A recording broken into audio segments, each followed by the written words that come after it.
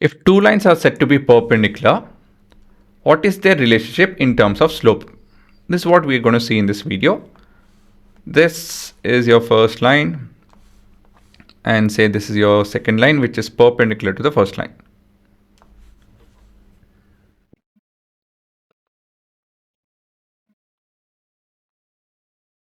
So I'm going to take this as first line, say this is second line, and the slope of this line is m1 and the slope of this line is m2. These two are said to be 90 degree. The inclination of the lines, say I'll take this as theta and this as alpha. Okay, so let me, actually I need a bit of space. Now, the question is, what is the relationship between m1 and m2? So let's start off with given L1 is parallel to L2. Then we have let m1 comma m2 be their respective slopes. Then we have let theta comma alpha be their respective inclination of the lines. Now, what can we tell about how is theta and alpha related? What can we tell about that? Your clue is this.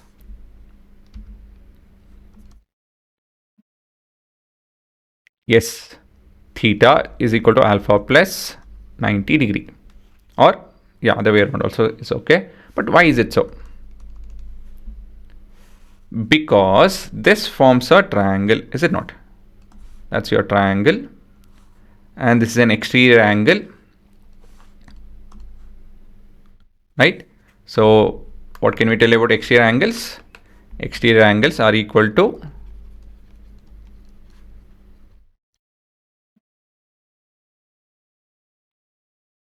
sum of interior opposite angles.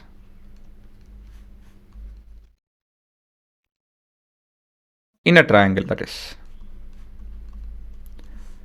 Okay. So what can we do with this? Let's take tan on both ends.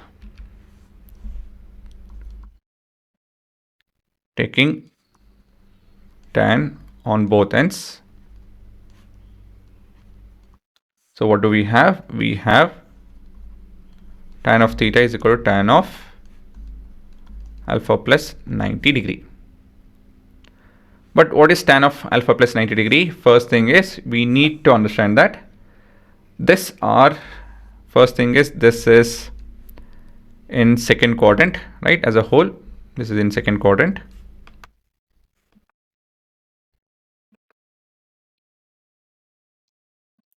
And one more thing that we have to talk about is this is an odd multiple of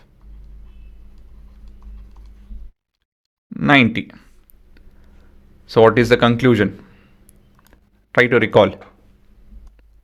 Yes, this will be minus because it's in second quadrant, tan is negative in second quadrant, and it would be cot because it's an odd multiple of 90 of the angle alpha.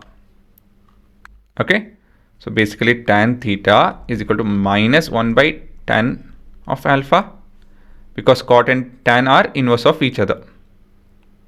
So basically, yes, m1 is the slope of first line, which is equal to 1 by m2, negative 1 by m2, the slope of the second line. Basically, if I rearrange them, m1 into m2 is equal to minus 1. So that is the relationship between, yes, two lines which are said to be parallel to each other. So let's have a look at this. So now what we are looking at is two lines which are parallel to each other. Sorry, I said parallel over here, perpendicular to each other.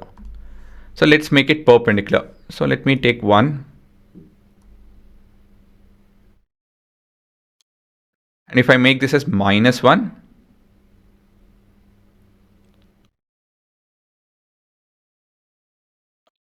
okay, almost, yeah. And let me make the screen rectangular. What I mean is this.